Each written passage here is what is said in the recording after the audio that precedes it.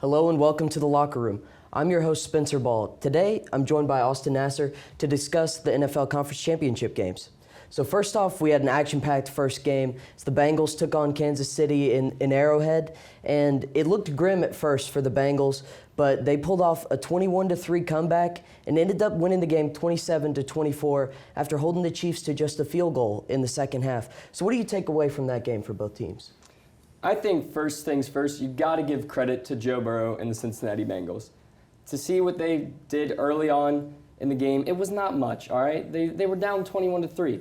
But then you got the screen pass to P. Ryan, the touchdown, big play. All right, you come around, Kansas City's driving end of the first half.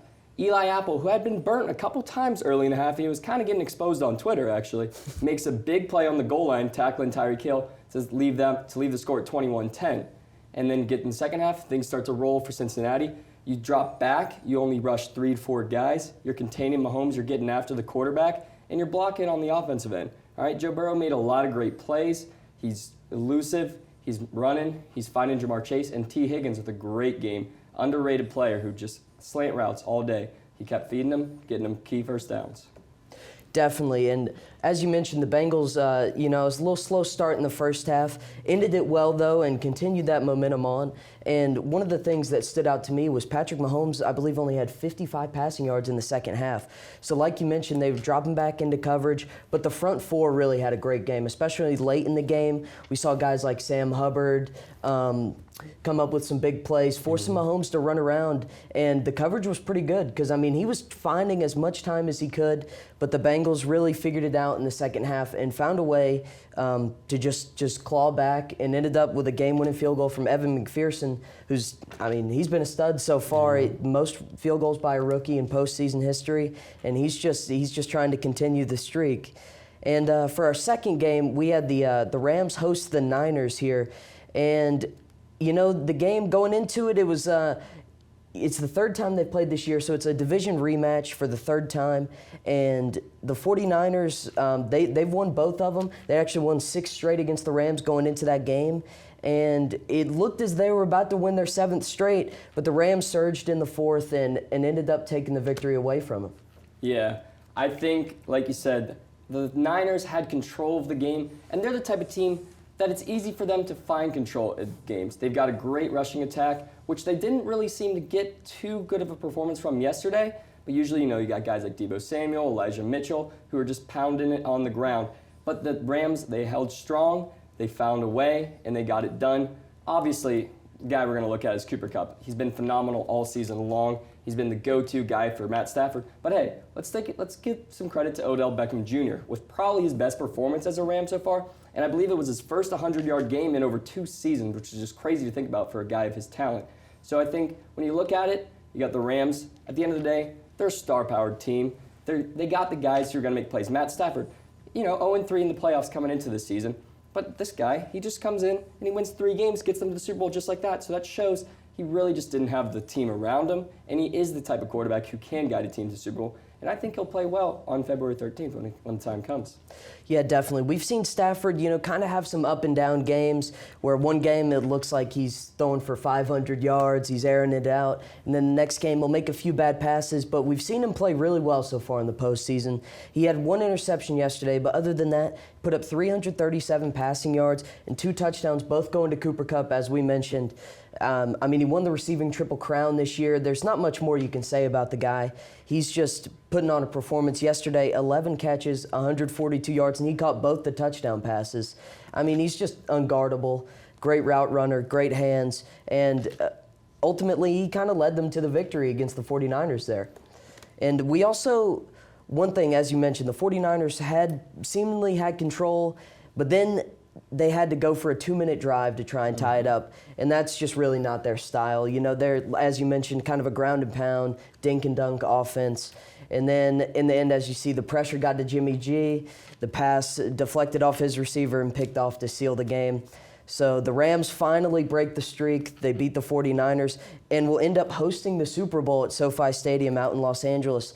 One thing we've seen, though, is the home crowd, at least in that stadium, doesn't mean a whole lot. We saw a sea of red yesterday, and So how do you think that's going to affect the Super Bowl, and who you got in this matchup of Bengals and Rams? Yeah, like you said, the Rams will be hosting the Super Bowl at SoFi Stadium. Kind of weird considering that Tampa hosted the Super Bowl at Raymond James Stadium last season. We just had never seen it before. Now it's back-to-back seasons. Like that's a little bit funny. But I don't think home field will be too big of a deal because it's a Super Bowl. We're gonna have a lot of fans coming in, and I think at the end of the day, we saw it. Like you said, the Niners had a lot of fans show up there. So the Rams, that won't be too big a deal for them. I think when you look at this matchup, the number one thing you got to pay attention to is the Bengals' offensive line against the Rams' defensive front. I believe the Rams had the third most sacks in the NFL at 50, and the Bengals gave up the third most sacks in the NFL at 55. And everyone talks about the Bengals. They got a lackluster offensive line when you go up there. Everyone was crying for them to get Sewell over Jamar Chase. Obviously, they made the right choice with Chase. But the Rams, they got probably the best player in football in Aaron Donald, Von Miller, who's a proven veteran, a Super Bowl MVP on the edge. Guys like Gaines have stepped up. Leonard Floyd's been there. They've got a great front. You gotta hope if you're a Bengals fan, you gotta hope that offensive line will hold up against that front. And then you're also gonna want to look at the matchups on the outside. Jalen Ramsey, arguably the top corner in the NFL, against Jamar Chase, this breakout superstar. Jamar Chase has been on and off this year and a little bit inconsistent. He'll have games where he goes for, say, 30 yards or less, or he'll have games where he goes for 200, like that game against Kansas City in the regular season. So I think that's the key matchup to watch. And if Ramsey can lock up Jamar Chase, the question then is, will guys like T. Higgins, guys like Joe Mixon, guys like Tyler Boyd, who's another veteran, can they step up and get it done for Cincy? And on the offensive end for the Rams, it's going to be about Cooper Kupp. And you're going to want guys like Sony Michel, Cam Akers, Tyler Higbee, and Odell Beckham to step up.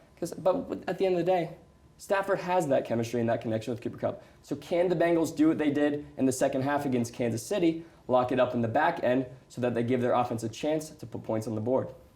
Yeah, definitely. It's going to be a close one, I think. We've seen two of these teams. They're both 4 seeds going into this matchup. It's kind of a tale of two underdogs. You see the Rams definitely have more star power, I would say, than the Bengals. But we've seen the Bengals just kind of grind out wins. They're kind of a gritty team. And as you mentioned, they're going to have their hands full kind of on both sides of the ball. You've got this front seven of the Rams. It's Joe Burrow, as you see, against the Chiefs, he's out there running for his life. But he's got a ton of weapons, so if they can give him some time, or if he can just get them the ball, we see players break off big runs, yards after catch. You've got just some superstars out there who can just make people miss. And there's something to be said about that. But I think where the game's gonna be told is gonna be how the Bengals are gonna stop this Rams offense. Because we've seen them put up points, and we've seen them, go toe-to-toe with the Chiefs, the Titans in these gritty games, but their defense has been the ones to force the timely turnovers. 3 against Tennessee, 3 picks, and then yesterday against Mahomes, 55 yards in the second half. 7 turnovers forced throughout the postseason. Exactly. That's good. They've had a great performance. Kind of just as a team unit, not a ton of superstars out there. We see Jesse Bates, of course, kind of leading the group. He had that deflection that led to the pick in overtime yesterday. But it's about how they can stop all the weapons you mentioned by the Rams. And, we'll see. Personally, I think it's hard to go against the Bengals here. They just look like they're having just so much fun. I agree. They look like they got the momentum. So I'm taking the Bengals. I think it's going to be, I'll say 24-21. What you got? I'm also going to go with the Bengals. All right. I've loved this Bengals team from the second half of the season on. I think they've kind of become America's team. Everyone loves Joe Burrow. Everyone loves Jamar Chase. Everyone loves to watch them play because, like you said, they got these superstar playmakers who, once the ball's in their hands, they just make some magic happen. Joe Mixon, another guy. So I like the Bengals. I love their firepower on offense. And look out for the Bengals pass rush. Trey Hendrickson was a key offseason acquisition that this team brought in. I think he gave him 14 sacks in the season, and he played well against Kansas City, as did B.J. Hill, another acquisition. They've got guys in the front, and they've got the guys in the back end like Jesse Bates, Von Bell, Mike Hilton was another guy brought in from Pittsburgh. They've got the guys, and I think they just have, at the end of the day, they've got the playmakers that are going to get the job done. Maybe not the experience that the Rams have, maybe not the coach that the Rams have, but they've got the playmakers who are going to get the job done at the end of the day. I like the Bengals. I'll say it's a close one, 31-27. There it is. That's our predictions here for Super Bowl 56. We'll touch on one last thing before we go. an off-the-field issue. Well, not an issue, but maybe a little bit of a controversy is we see pretty much the GOAT, world-renowned, I'd say. Yeah. Tom Brady, there's a little bit of a scandal going on. Is he retiring or not? It was leaked by Adam Schefter, and then everyone's saying, well, he's saying he hasn't made his decision yet. His dad's saying he's not retiring. What do you think happens here, and what do you think are some outcomes of this? Well, this is a huge deal. I mean, Tom Brady, Spencer and I, Tom Brady has been playing our entire lives. All we've ever known is Tom Brady has run the NFL. So to imagine an NFL without Tom Brady is just crazy. So this is big news. The thing is, I don't see Tom Brady going out this way. I think it was a little bit of a strange way to break the news. Like you said, we were talking earlier, I think it'd make more sense for Brady to just go out and just say it to everybody. And also losing.